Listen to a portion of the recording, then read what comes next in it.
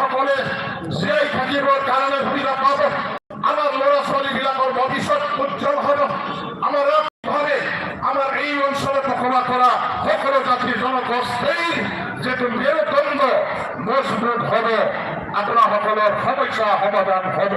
গতিকে এই সুযোগ সুবিধা এৰি এই ভৱিষ্যতৰ আমাৰ প্ৰাপ্য আমি যিটো দেশ দেশে দেখিবলৈ পাইছোঁ, সেইবিলাক সুযোগ সুবিধা আপোনাসকলে এৰি পেলাই অন্য যিসকলে নিজে ডুবি গৈছে, যিসকলে নিজে মৰিবলৈ লৈছে, যিসকলে নিজে শ্মশান যাত্ৰা আৰম্ভ কৰিছে, এই সকলৰ লগত আপোনাসকলে কিন্তু পিছি যদি দৌৰি যায়, এওঁলোকৰ লগত যদি আপোনাসকলে একেলগে কাম কৰে, আপোনাসকলে নিজৰ অধিকাৰ, নিজৰ প্ৰাপ্য, নিজৰ ভাগ্য নিজে ধ্বংস কৰি লোৱাৰ নিচিনা হ'ব।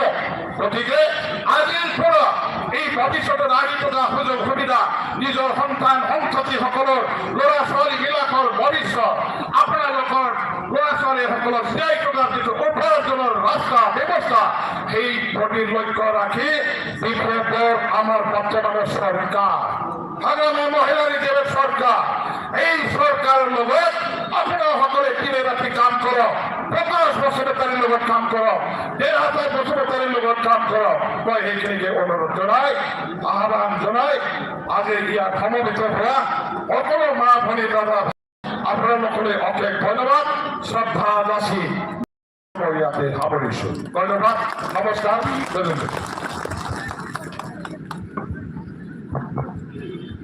বহুত বহুত ধন্যবাদ থাকিল আমাৰ MLA আৰু EF ডাঙৰীয়ালৈ বহলভাৱে আপোনালোকক বুজাই দিয়াৰ কাৰণে। আৰু BTC চৰকাৰে অনাগত দিনত কি কাম কৰিবলৈ আগবাঢ়ি আছে, কিমান দলং, কিমান গড়খহনীয়া প্ৰতিৰোধ কৰিব লাগে, নিৰ্মাণ কৰিব লাগে, ৰাস্তা ঘাট নিৰ্মাণ কৰিব লাগে, কোন ডিপাৰ্টমেণ্টত কিমান পোষ্ট খালী আছে, এইখিনি কথা আপোনালোকক জনাই দিলে। আৰু শিক্ষা বিভাগত কি কাম কৰিব ইয়াৰ বিষয়েও জনাই দিলে। ইয়াৰ কাৰণে